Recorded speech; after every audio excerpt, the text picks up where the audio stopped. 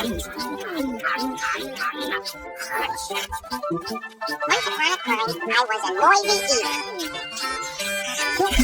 I'm hungry. I want something to eat. Something with a crunch and very sweet.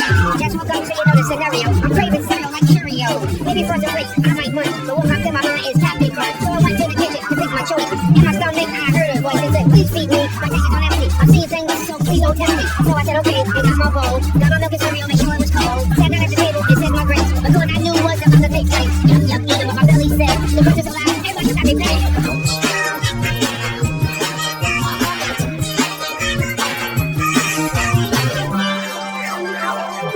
Okay.